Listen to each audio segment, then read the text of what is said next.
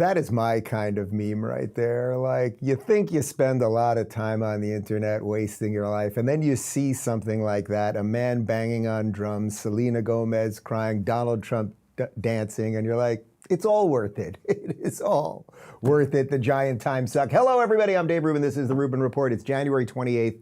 2025. We are live streaming on Rumble, YouTube, and Locals. As always, we got a post-game show, rubinreport.locals.com, and I think I can make an early prediction here. This might be our most packed and longest show ever. I'm warning you, clear out the rest of your day, people. There is a ton going on. I got a lot of paper on the desk, and there's some crazy stuff happening in Florida right now. So about 15 minutes ago, I texted Governor Ron DeSantis' team and to see if he could join us live on the show today, and he will be joining us about halfway through. And I just want to give you a little context, and then we'll do the show as is, and then the governor will jump in the middle, and then we'll finish up after. We'll do a normal narrative show. But a friend of mine sent me this video. This is a 5-second video. This is from South Florida yesterday, okay? This is a very nice area of Coral Gables, and about 20 Chinese migrants were found in a truck, and there they are right there. And this is coming on the backdrop of during Christmas week, there was a U-Haul found with about 30 Chinese migrants, illegals. What are these people doing here? I want to show you something because there is now a big fight in the Florida legislature. And you know, on this show, we never say anything negative about Florida, right? Florida can do no wrong, and that's usually correct. But there's a huge fight between the legislature right now and Governor DeSantis over the immigrant situation and the deportations. Check this out. They're trying to hand the, do we have the image there? There we go. This is from the Miami Herald. If adopted, the legislative changes pushed by House Speaker Daniel Perez and Senate President Ben Albritton would render DeSantis virtually powerless over immigration enforcement in Florida. All that authority would go to Agriculture Commissioner Wilton Simpson and his office, which would be armed with more than $500 million to help enforce federal immigration laws in the state. So look, we'll get to much more of this with the governor in a little bit, but basically the Florida legislature, in a place like Florida that is so functional and law-abiding and doing everything right, is trying to take away the governor's power to work with the federal government to get these illegals out of here and hand immigration issues to the Department of Agriculture. And do you think that's maybe because the Department of Agriculture wants immigrants and illegals here to pick the fruits and vegetables? Do you think it might have a little something to do with that? Well, DeSantis tweeted about that this morning. Anyway, let's put that aside for the moment.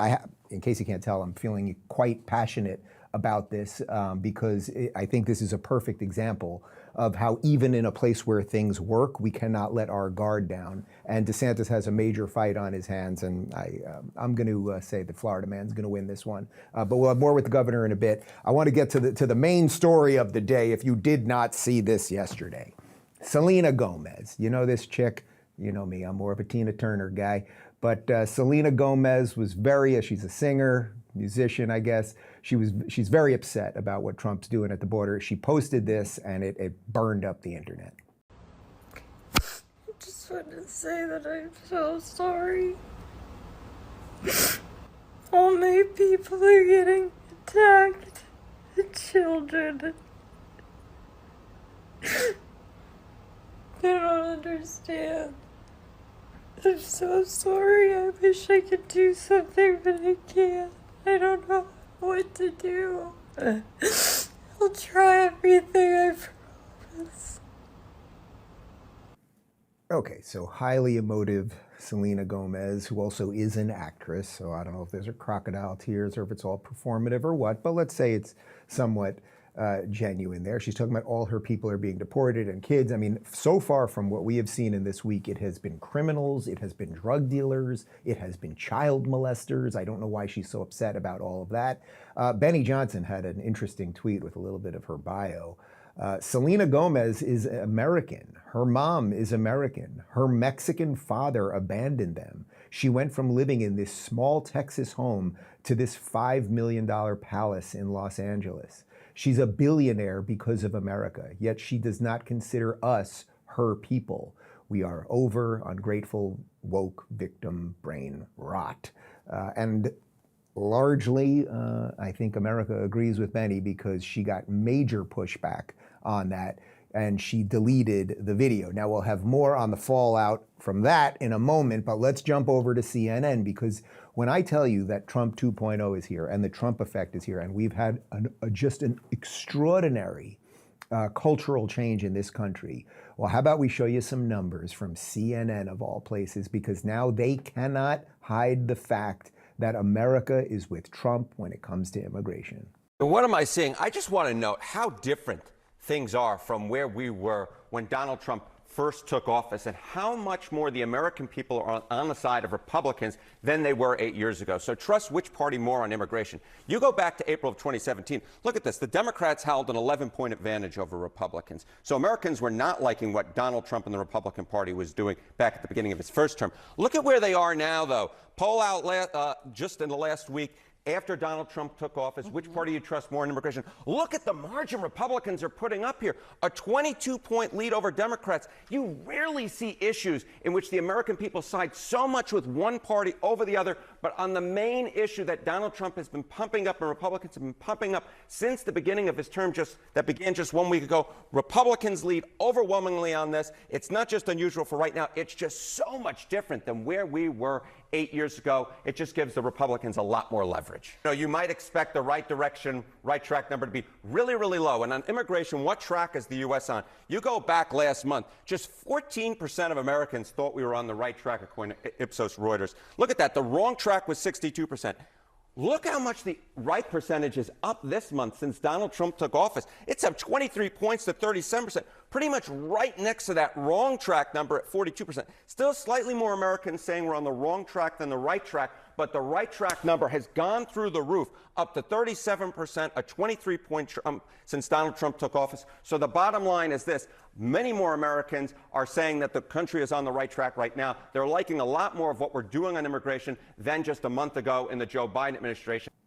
All right, so I want to focus on the first part of that, which I'm not a mathematician, but guys, plus 11 for the Dems to now plus 22 for the Republicans. That is a 33-point swing in 8 years, right? So back in 2017, what were they saying about Donald Trump? What were they saying about conservatives and Republicans and people that had MAGA hats and had an American flag outside their house? They were racists and bigots and white supremacists and everything else. Well, congratulations, guys. You let all of these people into the country, and now we're all racists and bigots and white supremacists and everything else. You did this over there on CNN. If you guys want to figure out how you lost control, you need only a mirror. Let's jump over to Donald Trump over on Truth Social. He wrote this: many Hollywood liberals have taken our actions to secure the border very personally and are no doubt surprised that the government finally did something after years of inaction. Actress Selena Gomez, best known as the third amigo on that murder mystery show that Chevy Chase wouldn't touch, posted a video to social media where she was in tears over the deportations. Selena, these are people who broke the law by coming here. Some have also committed other horrible crimes. I hope Selena is just as upset about the victims of these crimes. Focus on your career. The people want a sequel to Spring Breakers. I don't really understand the Chevy Chase reference there, and I never saw Spring Breakers, but I saw Summer School. Remember the movie Summer School? That was a great one. What was that guy's name? Frank something? Who was in Summer School? Google the movie Summer School. Somebody. I got 18 people here with computers. We'll figure that out. What was that guy's name? Summer School is a great movie, probably around 1987. Mark Harmon, great guy. Everybody loved him. That's a bit of a non sequitur, but the point is, that's the Trump that we kind of need and like at this point, right? He's not overtly over the top attacking her. He's illustrating a point. It's like, lady, did you care about any of the kids who've been kidnapped? Did you care about any of the people who've been sexually assaulted or the drugs that have been brought over or anything else? But you're doing this ridiculous performative thing. Now let's go over to Tom Homan.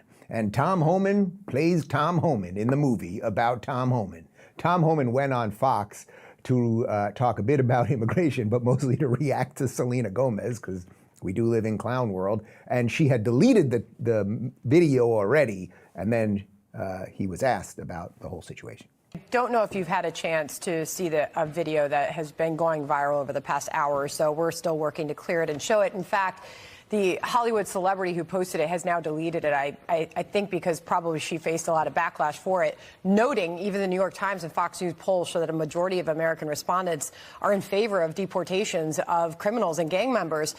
She posted a video sobbing. She was crying in it. She said, "All my people are getting attacked," with the picture of a Mexican flag. Again, she has now taken that down. But what do you say to those who are out there saying that these are everyday people, these are families that are being attacked and dragged out of their homes? How do you respond to that? I don't think we arrested any families. We've arrested public safety threats and national security threats, bottom line. And look, President Trump won the election on this one issue, securing our border and saving lives. What happened on our southern border last 4 years is the biggest national security threat this country's seen, at least in my lifetime, because we got over 2 million known gotaways. We got a 600% increase in sex trafficking. We got a record number of terrorists crossing the border on the terrorist watch list. We have 250,000 Americans die from fentanyl coming across the open border. We're going to do this job, and we're going to enforce the laws of this country. If they don't like it, then go to Congress and change the law. We're going to do this operational apology. We're going to make our community safer. We're going to save. Once we lock that border on continuous operation, you're going to see fentanyl deaths decrease, illegal alien crime decrease, sex trafficking decrease. It's just all for the good of this nation, and we're going to keep going. No apologies. We're moving forward.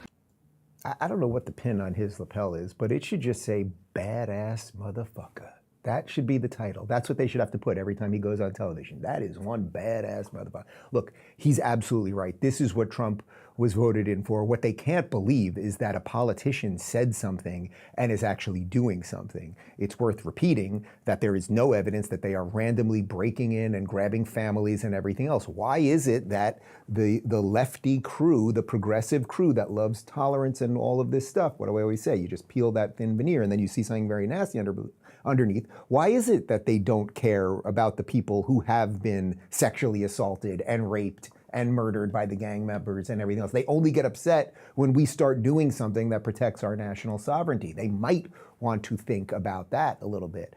You can see how this all connects with the Florida story that we're going to discuss with Governor DeSantis in just a little bit. But let me do a little more on the other side. And first, let's talk about BHMD1.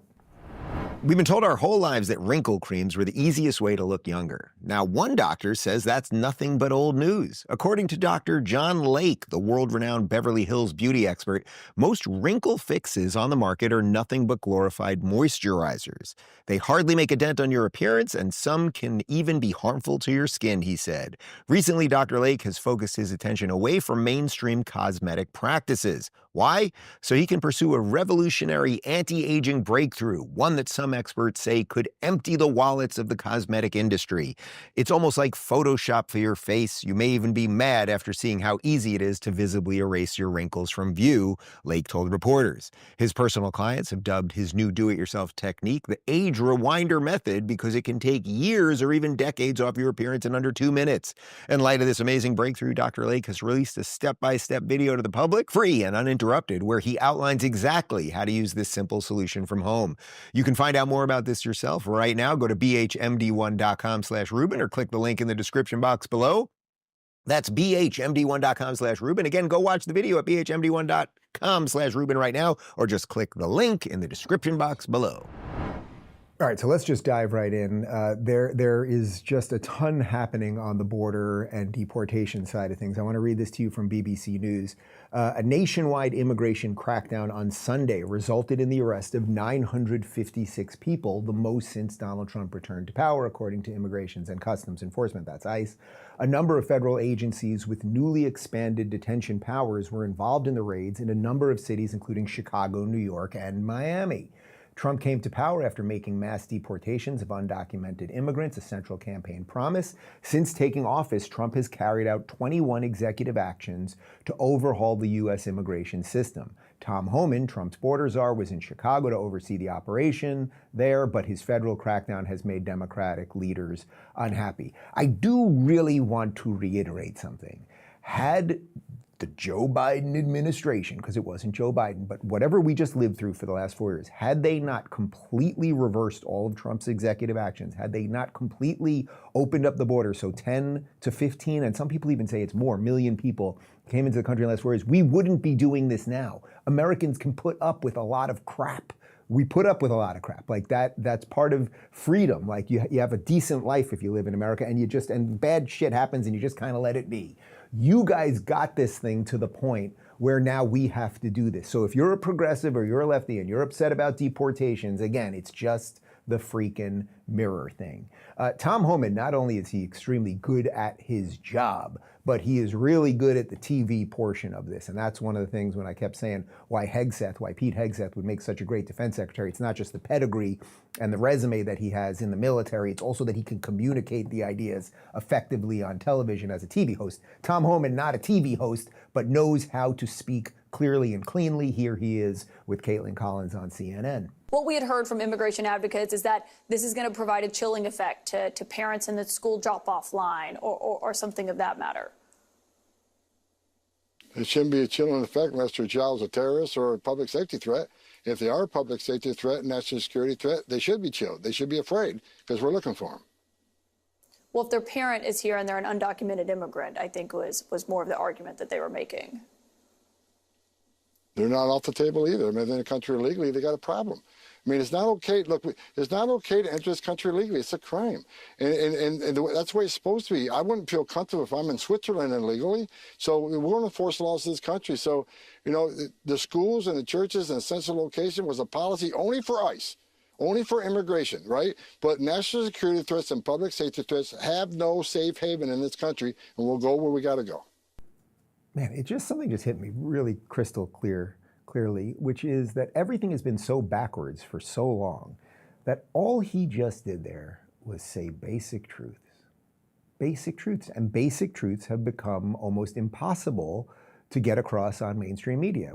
Mainstream media, everyone's tuning out of mainstream media, so that doesn't really matter in some sense. But she's framing this in some way that was making him look like the bad guy here, right? You're going to come after these illegals and the parents are going to be upset. And it's like, they're illegal, they're breaking the law. I mean, think about this. If you're watching the show in America right now, he made a great point. Sweden, Switzerland, doesn't matter. Mexico, Chile, pick a country. You couldn't just show up there and say, I'm here, and that's it. They would get rid of you. So yes, while we are dealing with the criminals now, there's going to be a secondary portion of this that we're going to have to deal with. And we do have to figure out some version of some people will stay and some people won't, and all of those things. And do you have family members here? Do you have some support system? We're not going to put people on the dole anymore. But I think what this guy is doing so well is just being like, I mean, he basically is like, you're an idiot, lady. Like, you're an idiot. We either have laws or we don't. And by the way, that's what Donald Trump was saying 8 years ago. We either have a country or we don't. Now let's jump over to televised mental institution known as MSNBC, because Nicole Wallace, and this woman seems drugged to me. She's very upset about what's happening here. As we come on the air, the old saying, elections have consequences, is playing out in very real time in a very real way in cities all across our country, as the Trump administration makes good on one of Trump's most controversial campaign promises, a promise that was immortalized in that sea of signs at the Republican National Convention: mass deportations now. 1 week into Trump's second term, it's no longer an abstract idea or controversial campaign promise or even a convention sign. The deportations are underway. She's drugged, right? Or is she drunk, or it's a little bit of both, or whatever it is. But the point is, they're trying to frame it as something scary. This is not a guy coming in who ran on that thing and now he's doing this thing. This is a guy who said, I'm going to do this thing, and now I am doing this thing. I don't know why it is that people like Nicole Wallace want illegals here. I don't know if she has kids, but I assume that she wouldn't want her kids raped or murdered or being given fentanyl or some other laced drug or something else. But she's not concerned about any of that stuff. It's just basically that Donald Trump is mean. There is this other guy, and I keep telling you, he looks like half fat Albert, half Albert Einstein over on MSNBC. This guy, Elie Mystal, he's mostly upset with white people. We tried to tell y'all. I mean, Ali, I wrote specifically about this issue, what he was going to do to the Department of Justice multiple times during the election cycle, because, as you pointed out in your open, this was all written down. So I don't like the shock and awe version of this, because if you had been paying attention, they wrote it down. They told you exactly what they were going to do and exactly how you were going to do it. And a majority of white people voted for this. This is the disgusting version of America that people want. And oh, by the way, eggs are still more expensive. So you didn't even get that. Great job, white folks. I'm not gonna. I had one. I'm just gonna hold it on this guy for a moment. No, this is not the disgusting version of America. Whatever it is you people have ushered in, whatever it is you believe in, that's the disgusting version of America. I believe that America is for Americans. I believe that we should have law and order and borders. And nation states exist for a reason. You want a complete free-for-all to upend everything that is good about this country. You want to target white people. Obviously, you have no problem with your racism against white people. The deportations, by the way, have nothing to do with skin color. Absolutely nothing to do with skin color. The Chinese migrants showing up in Florida, they gotta go just like the guys from Venezuela gotta go. And they are not the same ethnicity or skin color or anything else. It has nothing to do with that. It's, do we have a country or don't we have a country? Now, I love this video. You guys know I love these time machine videos when we can go back years ago and find out what people used to think when they were sane before their brains were broken. In this case, I mean it quite literally because it's Joe Biden.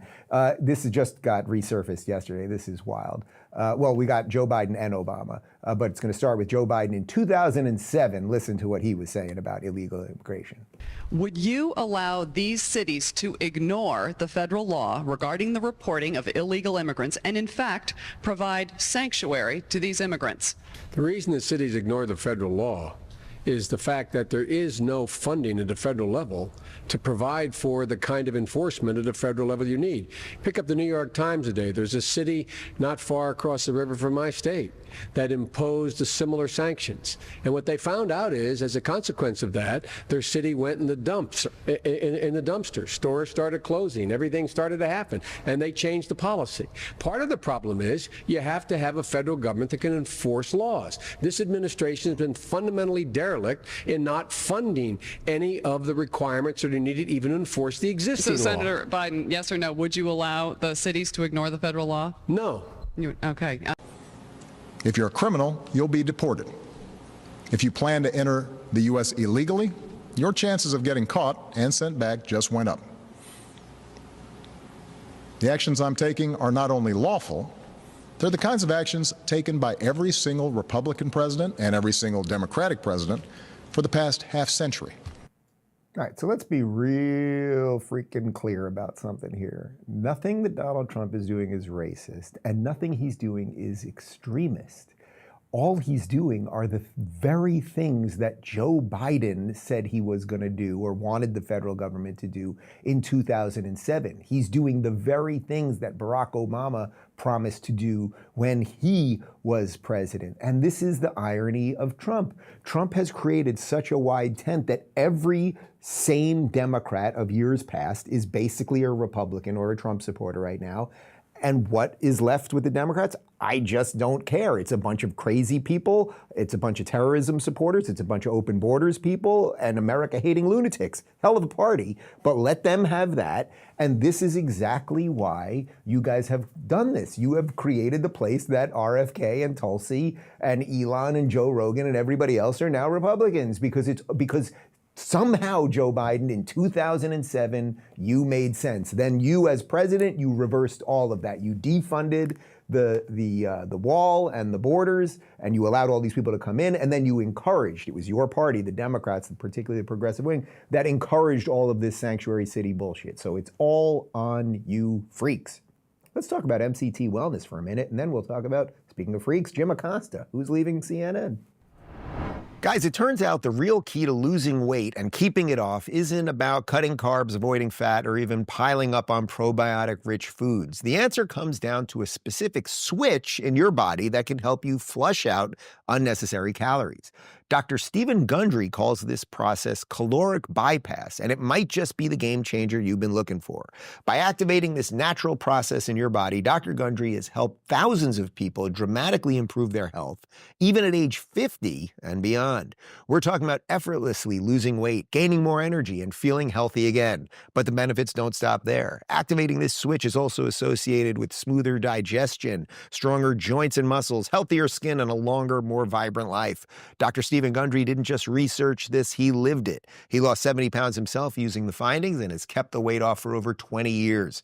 Over 20 million people have watched Dr. Gundry's video, and now it's your turn. He's sharing exactly how this process works for free. Go to thehealthyfat.com/Rubin to watch his video and learn how to activate this natural caloric bypass for yourself. The link is right below this video in the description. Just click it and start your journey towards a healthier, more energized you. All right, so as I just pointed out, so much of what's going on with this immigration stuff is because the mainstream media has failed us. The reason that politicians said one thing 15 years ago and the reverse now is because the mainstream media has been in the tank for the Dems for so long that it helped usher in this nonsense. Thus, when Tom Homan goes on a show and just says the most basic truth that we all accepted as correct and right 15 years ago, it suddenly is very triggering to these hosts. And speaking of these hosts, one of the people who has been just one of the absolute worst, not quite Stelter level, but you could probably make that argument. You know what? We'll check out the comments. Maybe someone can make the argument that Stelter and I think you could argue it either way, I suppose. Stelter, just because of the potato nature of the body, seems worse to me. But in any event, Jim Acosta has been one of the worst over at CNN for years. Activist, not a journalist. And it sounds like he is on his way out, and we'll connect it to everything else we've been talking about. Check this out from Fox News. CNN anchor Jim Acosta is reportedly leaving the network after he was pulled from its programming schedule. The Status newsletter reported Monday that Acosta was expected to leave CNN after it was announced last week that his 10 a.m. Eastern slot was being replaced with the Situation Room with Wolf Blitzer and Pamela Brown in the network's latest reshuffling. The newsletter previously reported that Acosta was pitched by CNN CEO Mark Thompson to move him from his 1-hour time slot at 10 a.m. to a 2-hour slot beginning at midnight, a far less distinguished place in the lineup. So Acosta, you know, he saw the writing on the wall. That's what they did with Don Lemon, right? You have a show, everyone hates you, you kind of suck at your job, you're just a propagandist. They push you to late night, and then eventually they get rid of you. Acosta apparently will not take this demotion and is going to leave. But can you imagine sitting at the meeting at CNN? They're like, all right, we got to get rid of Acosta. Who do we have? Let's look at the numbers here. Let's look at the ratings. Can we do more Wolf Blitzer? People want more Wolf Blitzer, like this is 1998.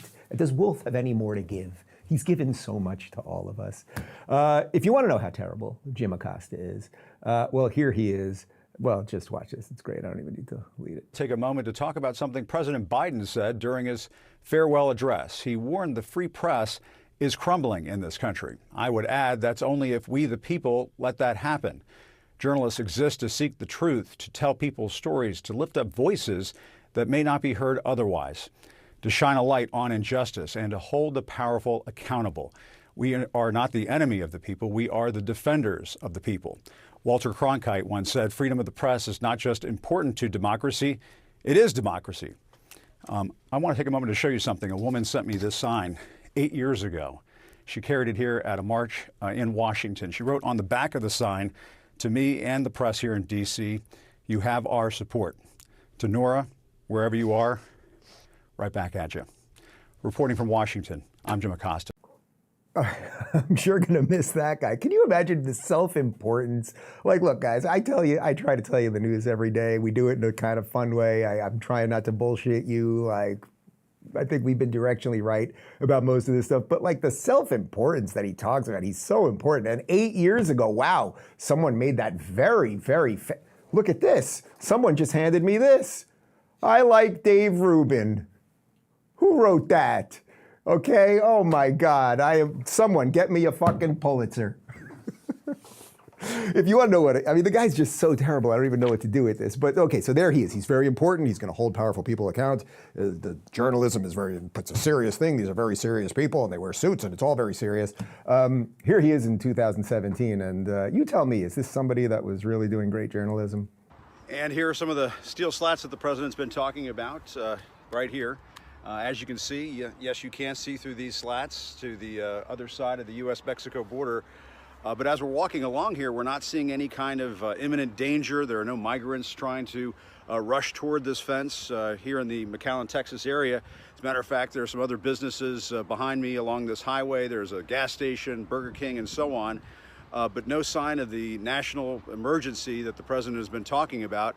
As a matter of fact, it's pretty tranquil down here. Do you realize how insane that is? There is 2017. He's standing in front of the wall going, the wall doesn't work. It's because the wall is there, you idiot. There were other people crossing in other places, but they built a wall, and yes, you could look through it, but you couldn't really slide through it, right? And so this is what they did. You all deserve everything you're getting. You deserve the mockery, you deserve the demotion, and everything else. By the way, I have just been handed this. This is incredible. Look at this. Somebody just put this on my desk. Dave Rubin is the sexiest man alive. Incredible. Here, I'm gonna sign that. We're gonna send that to somebody on Locals. Who wants this? Incredible stuff. In 2018, Donald Trump smacked down Jim Acosta. Enjoy. But your campaign had an ad showing migrants climbing over walls and so on. Well, that's true. But they weren't actors. They're not going to be doing that. They weren't actors. Well, no, it's true. Do you think they were actors? They weren't actors. They didn't come from Hollywood. Right. These were people. This was an actual, it happened a few days ago. And they're hundreds of miles away, though. They're hundreds and hundreds of miles away. That's not an invasion. Honestly, I think you should let me run the country. You run CNN. All right. And if you did it well, your ratings would be much better. If I may ask one other question, Mr. President, if I may ask one other question, are you worried? That's enough. That's enough. Mr. President, I was going to ask one of the other folks. That's enough. Pardon me, ma'am. Mr. President, that's enough. Mr. President, I had one other question, if I may ask, on the Russia investigation. Are you concerned that you may have? I'm not concerned about anything with the Russian investigation because it's a hoax. That's enough. Put down the mic. Mr. President, are you worried about indictments coming down in this investigation? Mr. President. I'll tell you what, CNN should be ashamed of itself having you working for them. You are a rude, terrible person. You shouldn't be working for CNN. Yeah, that's right. Rude, terrible, self-important, bloviating, blowhard. That's exactly what Jim Acosta is. I don't think we'll ever have to discuss anything about Jim Acosta after this, so we're just going hardcore right now. Look at this tweet. This is from Caleb Hull when Jim Acosta got vaccinated. Caleb Hull wrote, Jim Acosta actually wore this shirt to get vaccinated. I'm serious, this is real. Do we have the full text on that? I don't. He wrote, in 2020, I covered this is what it says on his shirt. I covered the impeachment and a caucus night that lasted a week, and the primaries, and the pandemic, and the economic, blah, blah, blah, blah. Like this self-important moron getting injected with nothing, pretending he's a good guy, wearing a mask that doesn't work. Goodbye, Jim Acosta. We will not miss you. Let's connect this further to what's going on in the media right now, because as this cultural changeover happens, the media, as you can see, they don't know how to let go, which in some ways fuels all of this new thing. So it's kind of good, but it's also a little maddening in the moment. But first, let's talk about high-impact protein, and then we'll do that. Celebrity fitness trainer Tony Horton says it's possible to build strength as you age with this simple, game-changing method. Horton, who's trained stars like Bruce Springsteen and Stevie Nicks, claims his approach takes just 1 to 2 minutes a day and delivers remarkable results. Age-related muscle loss doesn't have to be inevitable, Horton explains. With this method, you can feel stronger and healthier than you have in years. His method combats the natural muscle loss that starts around ages 40 to 50, which can lead to frailty and reduced mobility. Thousands of Americans are already raving about the results, like how they feel 20 years younger. Want to learn how it works? Horton has released a free video report detailing his technique. Go to tonyprotein.com/Rubin to watch it now. That's tonyprotein.com/Rubin, or click the link below. Start your journey to strength and confidence today. Okay, so we'll have Governor Ron DeSantis in just a couple minutes. I want to do one other segment first, and then we'll finish the show on the other side after about 20 minutes with the governor, because this immigration situation, what's happening, that DeSantis is fighting his own legislature here in Florida as it comes to these deportations is absolutely insane. We'll have more on that in just a moment. I want to show you this other story, though, that is from yesterday. So New York Magazine, again, this is just another kind of ultra-liberal magazine that has largely gotten everything wrong. They see the culture changing, and I want to show you this incredible cover of their most recent episode. And this is their tweet, New York Magazine's tweet. For our latest cover story, Brock Coiler reported the young, gleeful, confident, and casually cruel Trumpers who, after conquering Washington, have their sights set on the rest of America. Now, leave that up for just a second, Connor. If you're looking at this, for those of you on the audio podcast, this is the cover of New York Magazine, and what you've got there are a bunch of Well, it appears that they are all white kids. It's all white kids. They're well-dressed in suits and gowns. Everyone's tanned, killing it in the hair department, looking good, and they must be cruel, right? Because they're good-looking, relatively young white people who are well-dressed. They're also drinking High Noon. I assume that's some sort of white supremacist drink. And of course, the headline, the title of the article is "The Cruel Kids Table." Now, you might find it rather interesting that that was not the only thing that was in that photo until they edited some of it. Check this out. This is from I meme, therefore I am. He wrote, "We don't hate the media enough. The New York Magazine purposely cropped the picture from the latest Young Conservatives party only to feature whites, while the writer complains that almost everyone is white." Meet the writer Brock Collier, who uses they, them pronouns. We'll have more on him in a second. But look, do you see what they did there? The actual photograph, that's the real photograph that they cropped out. And hot diggity damn, just out of frame, there happened to be 3 black people there. I mean, this is just, it's so all damn obvious that it's boring to some extent. But let's meet writer Brock Collier for just a second, because Brock uses they, them pronouns. And there's Brock, who's wearing a dress. We have a Brock in this studio right now. I don't think he's wearing a dress today.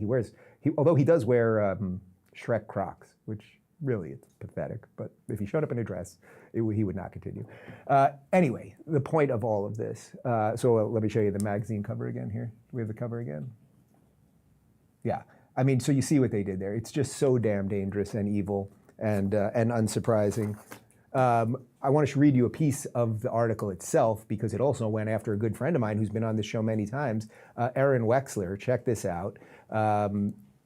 She wrote this. New York Magazine fact checker. Did you say I think pronouns are retarded and that you can quote me on that? Me, yes. And here we go. When I first reach out to Wexler, for example, along to talk about her weekend plans for the inauguration, she wrote back, "Let's do it. Full transparency. I think pronouns are retarded." She asked me to tell my readers that. "Tomorrow, we're going to have images of them rounding up illegals and deporting them. That's exciting," she said another time, cackling. She also called me a man in lipstick, though I wasn't wearing any. Later, when introducing me to Sinclair, she said, "He's a queer, but a friendly one." I laughed. Until last January, Wexler was working at a tech startup and had only 4,000 followers on Instagram. A Wharton graduate, she lived in New York and recently fled to Miami for political reasons, among other things, masking culture at Trader Joe's. 1 year ago, she started an Instagram account with the handle NonLibTake, where she posts about everything from Project 2025 to how America has been a low-T soy beta cuck loser for years, or why she believes pretty girls are usually only friends with other pretty girls. Ugly girls don't know how to be friends with a pretty girl. Today, Wexler has 264,000 followers, including Joe Rogan, Donald Trump Jr., and Dana White, who she says once invited her to a UFC fight. Late last year, while lunching at Mar-a-Lago, she says one of Trump's handlers recognized her and let her tell the president a joke. What's the difference between a liberal Jew and Donald Trump?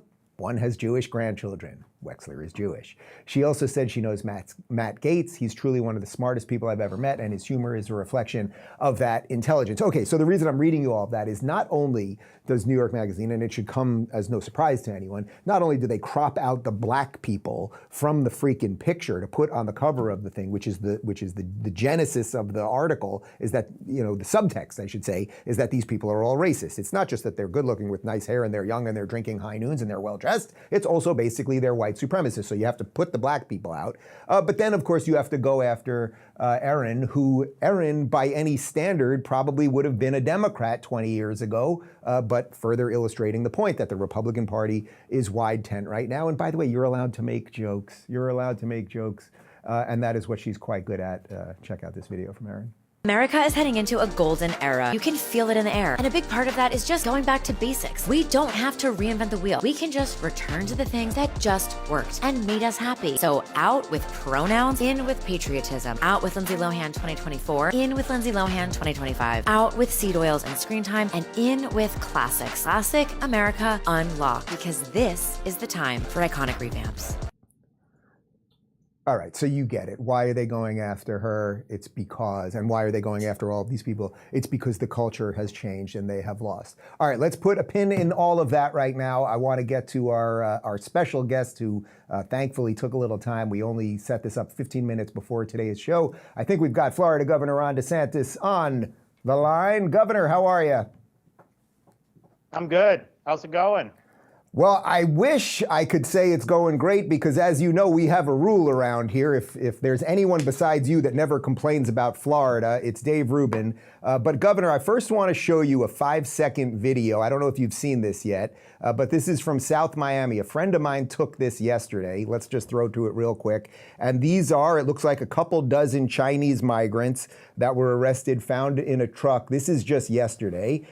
This is to the backdrop of 2 weeks ago. I'm sure you know the other story where about 31 Chinese migrants were found in a U-Haul in virtually the exact same area. And this will connect us to the fight that you are in right now. I want to start by reading a tweet that you put out this morning.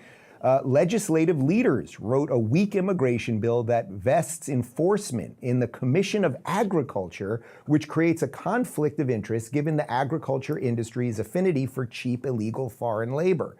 It is also the case that the current commissioner, Wilton Simpson, has voted to give driver's licenses and in-state tuition to illegals. He even refused to oppose allowing illegals to practice law in Florida.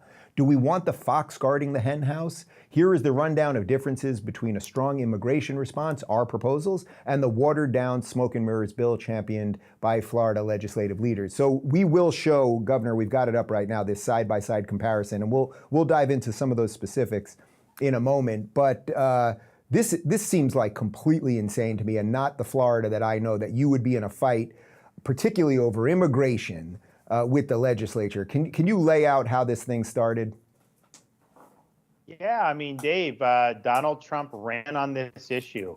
He won a mandate on this issue. And so when that happened, we recognized the obvious, that whatever he does federally with ICE and Border Patrol is great. But the reality is that is not going to even scratch the surface if you don't have states and localities cooperating and assisting, because most of the interactions you would have with illegals are going to be at the local level or the state level. And so we saw immediately that we had a role to play. We've been working with folks first in their transition, now in the White House. And what I called for a couple weeks ago was a special session 1 week after President Trump was inaugurated, which was yesterday, to get Florida on the same page, require all our cities and counties and state to work collaboratively and help facilitate this mission. And the legislative leaders at the time opposed it. They said that it was premature, that it could wait a few months, and that they didn't want to do it. Well, they got blowback from their constituents. So they came in yesterday and they said, well, we're not going to do the governor's proposals, but we've got proposals, which basically guts everything you need for this to actually work. And if you're not having local and state assisting, then this isn't going to work. And so they not only gut it, but then the existing authority we have, they transfer to the Commissioner of Agriculture, which makes no sense whatsoever. So things like E-Verify, we have mandatory private sector E-Verify. That's done by the governor executive. They would move that to the Commissioner of Agriculture. So it would actually be less enforcement than what we have right now. I've got National Guard and Highway Patrol working with the Trump administration and ICE right now. And I'm happy to direct those efforts. I obviously need a package to be able to do more and to fully do this. But here's the thing, Dave. You run the last 4 years, every Republican around the country, but certainly in Florida, bashed Biden's border policies, bashed his immigration policies, said we needed to get strong. We did a lot of stuff in Florida that's been good, but without a federal partner, it wasn't going to be as effective. Now we have an opportunity to make good on the campaign rhetoric. I put a series of proposals that basically does what we told the voters we would do, would actually work to end the illegal immigration crisis in this country, working hand in hand with the Trump administration. They didn't want to do a bill at all. They did this half-cocked bill, which guts enforcement. They named it the Trump Act because they think if they call it that, then people will think, oh, it must be strong. But it's a very weak bill, and I think it's a misnomer, just like the Affordable Care Act was a misnomer and the Inflation Reduction Act was a misnomer. So we've got to get this right. This is really, I think, a generational opportunity with President Trump taking office. He came in with a head of steam. He issued the right policy for executive orders. So, for example, Dave, you look at some of his executive orders, that he wants to deputize local police and sheriff's deputies and state law enforcement to actually enforce immigration law. So you're down in South Florida. If a boat of illegal Haitians shows up, you could have the sheriff's deputies have the ICE authority, and they could send them back to Haiti immediately. We're not allowed to do that under the Biden administration. We need to have everyone on board to be able to do it. I do think they're going to use Guantanamo Bay for a illegal alien processing site, and then they'll repatriate from their home country for there. What better state to take advantage of that than the state of Florida? And so we work closely with their administration. I talked to the president yesterday. He said he's not in the weeds on these legislative debates. He was supportive of what I did, calling for this. And he said, Ron, I just want it to be as strong as possible. Well, clearly what the leaders of the legislature are doing is gutting it. They're not making it as strong as possible. So the reason this is enraging me so much is not only because, I'm a Floridian and I care about my state and my people here and everything else, but also I think Florida now represents America that can be run properly. And as you alluded to, I mean, the federal government, Trump needs some help from the governors to do some of this stuff. I mean, what is going on with the Florida legislature? For people that don't understand, I mean, the Republicans have a supermajority. You would think they'd be walking lockstep with you. Is this really as simple as they want cheap labor to get our fruits and vegetables? I think that's certainly part of it. But I think the thing is the members of the legislature showed up yesterday morning for the special session. They didn't know what they were going to vote on. The leadership did not tell them. And so they kind of dropped this bill on their heads. And I think a lot of these rank and file legislators, I don't think that's the policy they think is the right thing, but I think they're being pushed by the leaders that if you don't vote for this stuff, then they're going to take away your parking space or committee assignments, or they're not going to do your bills and all this stuff. So there's retribution that they can use against people, but this was not something that was bottom up. This was drafted by a handful of leaders in the Florida legislature and then airdropped on top of the members. So I do think a lot of members who campaigned being tough, I think most of them would vote for the proposals that we came up with, but I think they're really being pushed. So this is leadership driven. And the one thing I found, Dave, in dealing with this is if you just do what you promise people you do, everything works out. But if you're being pushed by the leadership to violate the principles you ran on or your promises, ultimately, maybe you save a committee assignment, maybe you get a bill heard, but ultimately it just doesn't work out. And so just do what you said you'd do. Let's solve the problem once and for all. And if you think about what they've done since Donald Trump's come into office, we've seen some of the ICE activity, but they're averaging probably 700 to 1,000 arrests a day. And if you extrapolate that out, that's 365,000 a year. And I think they'll ramp it up more. But Biden let in 10 million all by his lonesome. Right. So if you don't have local and state assisting, you are not going to be able to do what needs to be done. And one of the things the legislature did in the bill, they created a big slush fund to house and feed illegals. And I'm thinking, I don't want to house them. I want to deport them. Right. Why are you housing them? So it's just a difference. I think it's a difference in values. They initially said it was a difference in timing, but I think the product that they've done just shows there's a difference in values. The secret is, prior to me becoming governor, Florida was weak on illegal immigration. I mean, the legislature voted to give driver's license to illegals, in-state tuition, all these different things. I came in, we banned sanctuary cities. We did things like mandatory E-Verify. We've cracked down on some of the healthcare costs and whatever we had in our power, I did. Obviously, I sent troops to the southern border. We sent illegals to places like Martha's Vineyard. So we've done a lot on the issue. But I think what you're seeing with the legislative product, that's kind of the old muscle memory of how they used to handle these things. And I think their view is they don't truly want robust immigration enforcement. So what levers do you have here? I mean, where does this fight go? Again, I've got 10 Floridians in here that all voted for you, all support you. I don't know anyone that's supporting the other side of this thing. I do understand their considerations, but what levers do you have to fight them right now? I think a lot of it is just, I'm using my platform to just educate people on what's at stake. You mentioned we have that one pager where our proposals are laid out versus the legislature's, and there's no way you can read that one sheet and think that theirs are better than ours if you believe in immigration enforcement and you want the Trump mandate to be fulfilled. So I think it's just letting people know kind of what's going on here. I can tell you this, Dave, they just unveiled the bill yesterday at like 10, 11 a.m. I have not seen a situation in Florida where our grassroots were as angry with the legislature as they were yesterday. I mean, this is I think organic. it's partly because people are ticked shocked. off. I think some of the legislature just, you had the ACLU praising Republican leaders. You had Florida Democratic Party praising them. There was literally a state senator doing a high five with some of these Republican leaders yesterday. Think about this, Dave. When we banned sanctuary cities, there were no Democrats high-fiving. When we eliminated Right. DE&I a couple years ago, there were no Democrats high-fiving. When we nuked gender ideology, those Democrats were not high-fiving. So when we've done the things that have made Florida successful, the Democrats have fought us tooth and nail, and especially on the immigration issue, where the Democrats have been horrible for years. Do you honestly think what the legislature's doing is good if they're getting high fives and attaboys from liberal Democratic state senators in the Florida legislature? Of course not. So people just need to know what the stakes are. Let your House and Senate members know where you stand and what you want to see them do. But ultimately, these folks respond to the people that elected them. I mean, that's all it is. And if they want to take bad votes and stand by it, they will. But I will tell you this.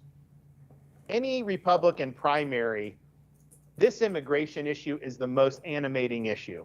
And if we go down a year and a half where Florida could have done a lot more, but the legislature was blocking, man, there's going to be some challengers. They're going to have some really potent issues to be able to use. And so my view is like, let's just do what we said we were going to do. And it's not about me. I don't need pride of ownership.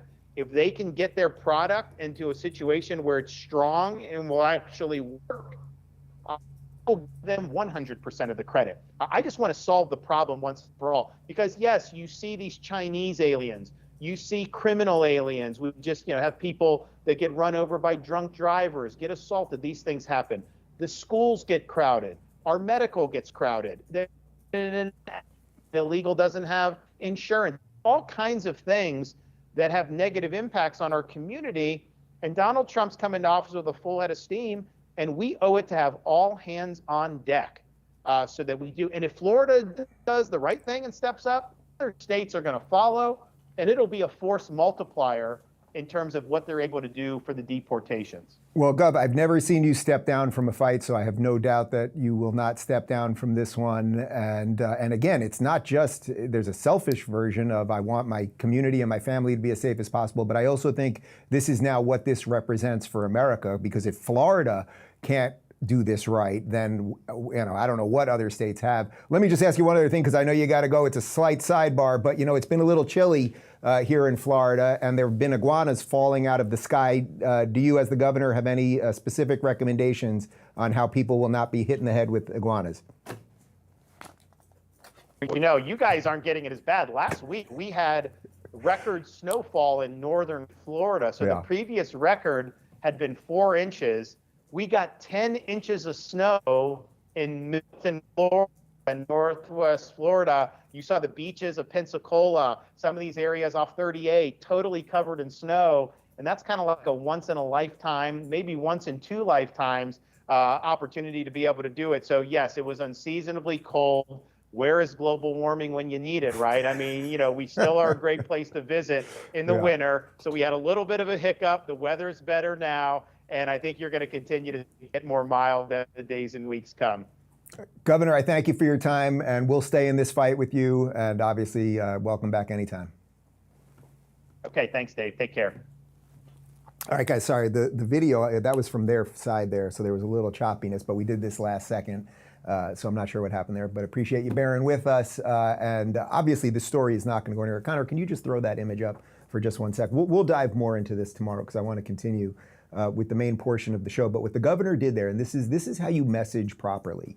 He's showing you side by side what his proposal is to work with the Trump administration and ICE, and then he's showing you what the Florida legislative proposal is, and that they would hand deportations and immigration to the Department of Agriculture, even in a place as functional as this. So we'll dive more into that tomorrow, but let's continue here, because there's another story over the last couple of days that is absolutely massive, because one of the things that we're seeing right now is we've had this kind of cultural shift, but we're also going into a massive shift as it relates to technology, particularly AI.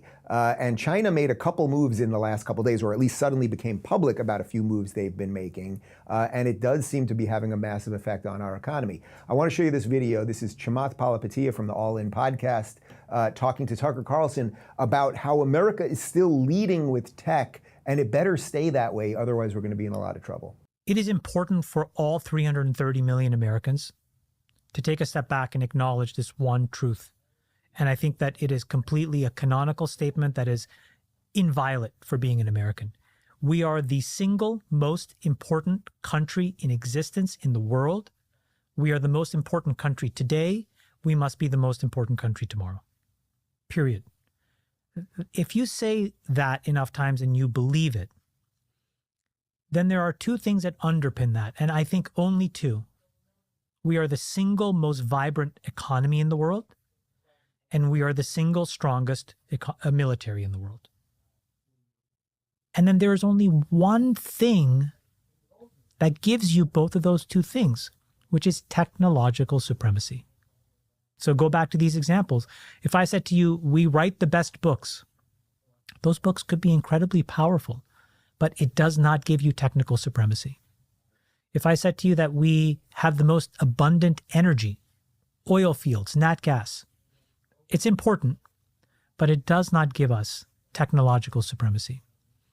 Those that get there will be in a position to create the most vibrant economy. They'll take that money and then create the most powerful military. They'll put those two things together. They'll be the most powerful country. So I think today, sitting here, January of 2025, we are in an existential risk of losing our place in the world. And the reason is that we have people from the inside trying to sabotage our economy effectively and trying to sabotage our military capability. All right, so let me dumb that down for you just a little bit. Basically, what he's saying is there is a technological revolution coming, and it basically is here already. Like if you look at drone warfare, that would be one example. AI is what this is really about. The way we sort information, get information, the surveillance state, all of these things.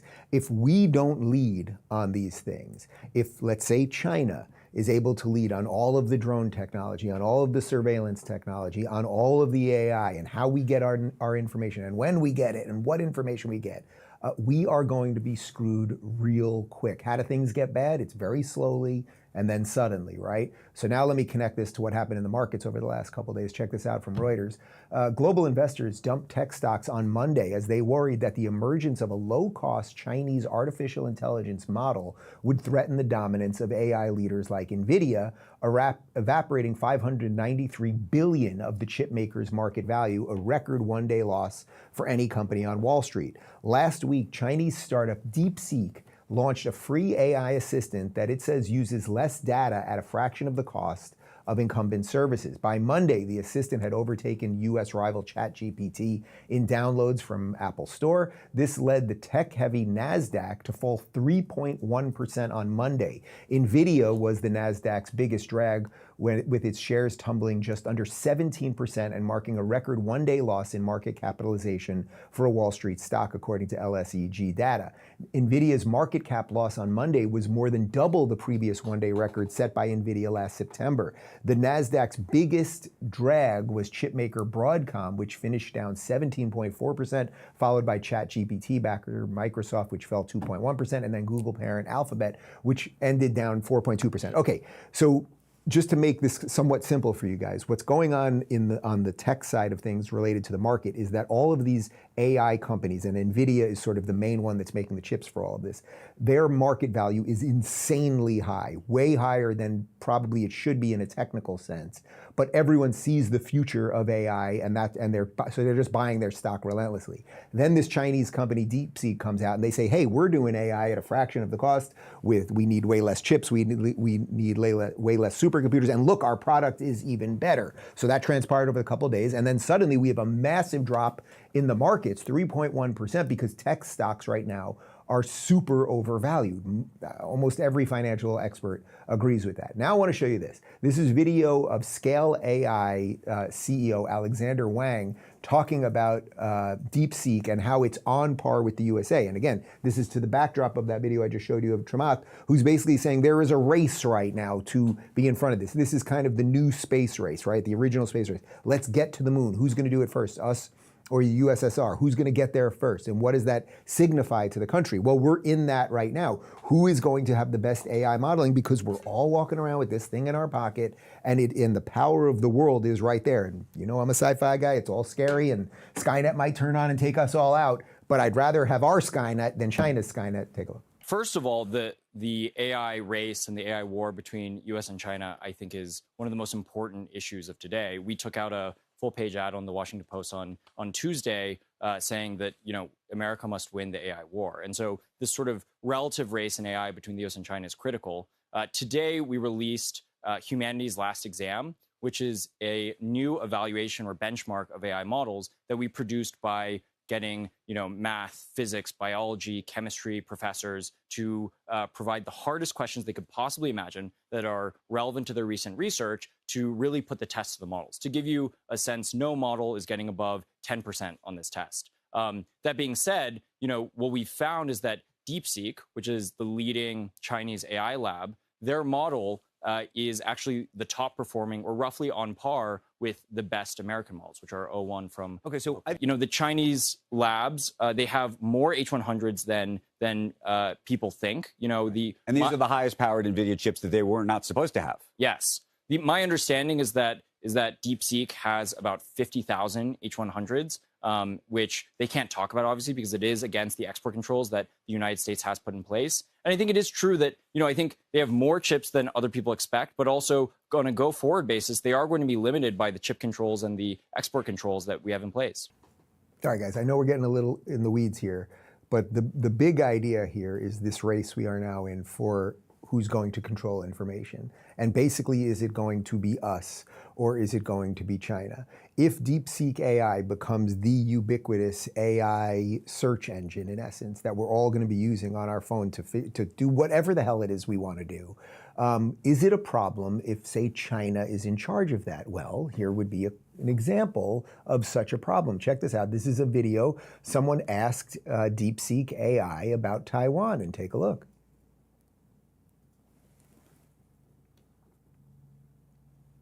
How do you feel about Taiwan as a country? It's asking DeepSeek. That should be pretty simple. And Taiwan has always been a whoa, and it freaked out. Sorry, that's beyond my current scope. Let's talk about something else. Okay, so that is a kind of very simple example here of why this is a problem. That is not me defending everything that ChatGPT is doing. We know ChatGPT went way woke, right? We did shows months ago where you'd ask ChatGPT, show a picture of the founders of the United States, and it would show like a big black woman and four Asian people. Like, obviously that's not right either, right? We want factual information, and the question is how much of this stuff is being manipulated. But at the end of the day, do you want to be manipulated or offer your trust to something that is somewhat controlled within the United States or the communist powers that be in China? I think the answer is fairly obvious. Another answer that's fairly obvious is probably the truest answer of all, which is that we've got to make decentralized AI. The way Bitcoin is decentralized, right? So that you can control your Bitcoin and exchange it. It's really a storage of value, but you can exchange it with anyone you want without a third party involvement, and it can't just be wiped away just like that. That's really how we have to build AI as well. Here's Peter Thiel on that. But the existential risk that I always want to also put into the hopper, if we were to have a comprehensive discussion of these risks, is the risk of a totalitarian one world government. And I think that the implicit answer to so many of these existential risks is a totalitarian one world government. And so, you know, Greta thinks climate change is the biggest problem. Everybody should ride a bicycle.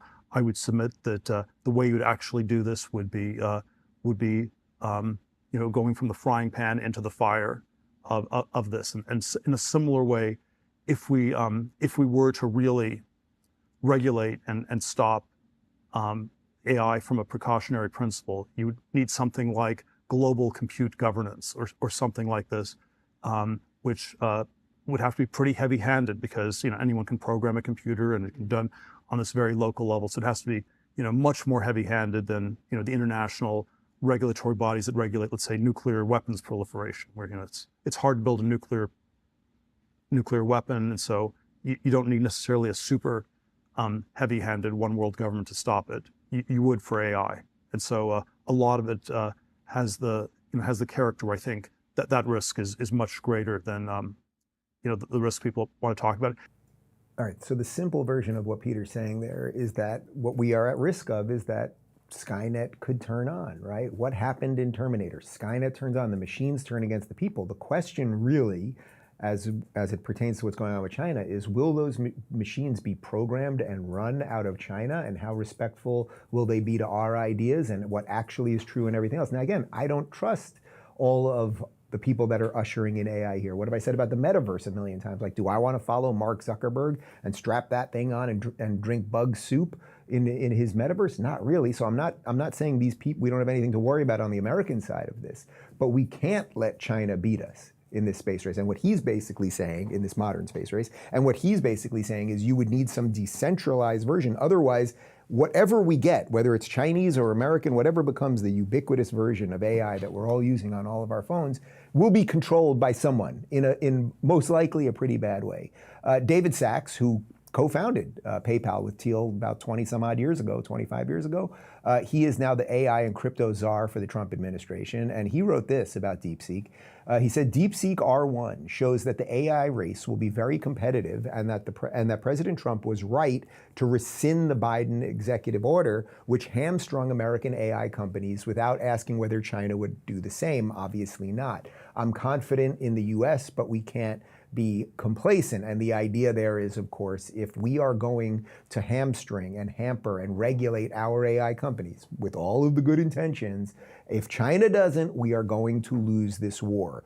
Here's more with Sachs talking about Trump's executive orders to hopefully loosen up some of these regulations. The man the president says is the man. David, thank you for joining us, first of all. Second of all, is this promises made, promises kept? Because Donald Trump said on July 27th that he would stop federal agencies from targeting the crypto industry. He made good on that promise today, right?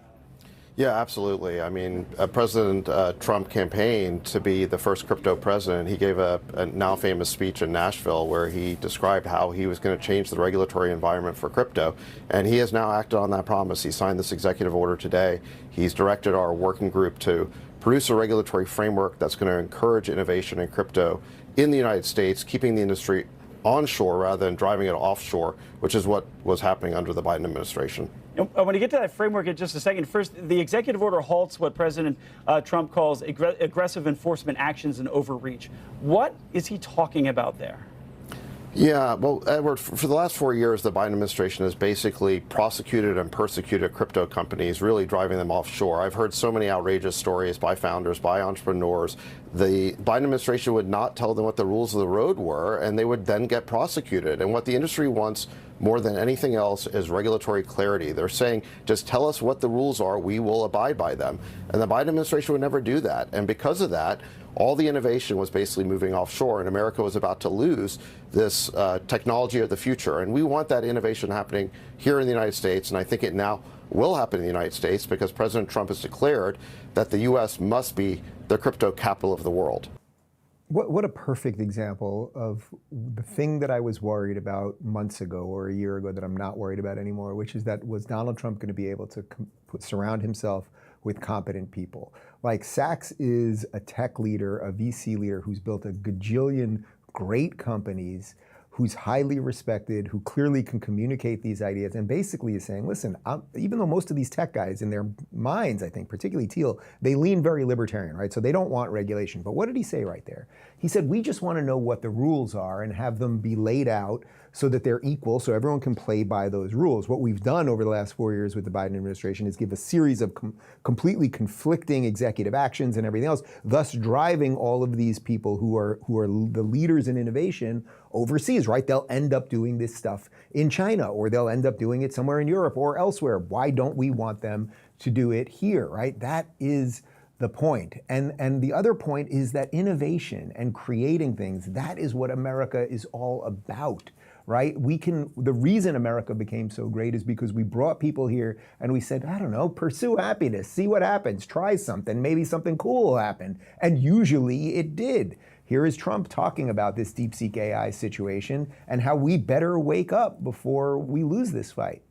The release of DeepSeek AI from a Chinese company should be a wake-up call for our industries that we need to be laser focused on competing to win, because we have the greatest scientists in the world. Even Chinese leadership told me that. They said, you have the most brilliant scientists in the world in Seattle and various places, but Silicon Valley, they said, there's nobody like those people. This is very unusual when you hear a DeepSeek, when you hear somebody come up with something. We always have the ideas. We're always first. So I would say that's a positive. That could be very much a positive development. So instead of spending billions and billions, you'll spend less and you'll come up with, hopefully, the same solution under.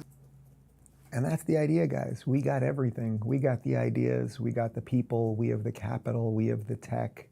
We should win this fight. And now Trump is going to try to get the government out of the way a little bit so that we can build the best AI models, and then we can pave the road to the future. We can pave the road literally to the stars and not have to follow China there. Again, that doesn't discount any of the worries that we should all have, the philosophical worries we should all have about AI and all of those things. But it's America or bust. That's the way I see it. I saw this video a couple of days ago, and this is sort of a great way to tie this all together, because we can dream in America again. We can do good things in America again. And we used to do it, and it was easy and it was right. And we just kind of gave it away, and we're getting it back right now. But check out this Jeep commercial from back in 2011. The things that make us Americans are the things we make. This has always been a nation of builders, craftsmen, men and women for whom straight stitches and clean welds were matters of personal pride. They made the skyscrapers and the cotton gins, Colt revolvers, Jeep 4x4s. These things make us who we are. As a people, we do well when we make good things and not so well when we don't. The good news is, this can be put right. We just have to do it. And so we did. This, our newest son, was imagined, drawn, carved, stamped, hewn, and forged here in America. It is well made, and it is designed to work. This was once a country where people made things, beautiful things. And so it is again. The new Jeep Grand Cherokee. Doesn't it feel like that commercial could come out right now and you just do a little bit of editing on the video side, but the message, we were once a country that could build great things, build beautiful things, we could do that, we just have to do it. That's the line. The Nike people probably weren't thrilled with them. Just have to do it. Hey, that's ours. You get it, guys. And that's the choice that we have right now. So I want to end quickly with these two videos that I think show you the choice quite perfectly. We can either do this, cry because we're kicking illegals out of the country, or Selena Gomez, this message is for you. I know you're a huge fan of the Rubin Report. Or you could focus on your art, you could focus on music, you could focus on creating something beautiful that makes millions and millions of people happy, because you're able to do this too, Selena Gomez.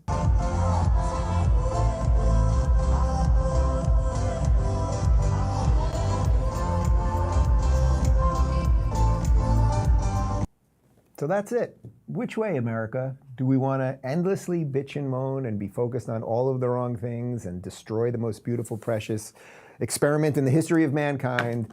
Or do we want to make music like that? Again, not my thing, but I get why people dig it. Guys, that is our show for today. I thank you for watching. We got a post-game show in 30 seconds. RubinReport.locals.com. What are we closing? Are we closing them with the open? And yeah, I'm throwing it back. I'm throwing it right back in you with the ding dong and the banging of the drum and the whole thing. Enjoy.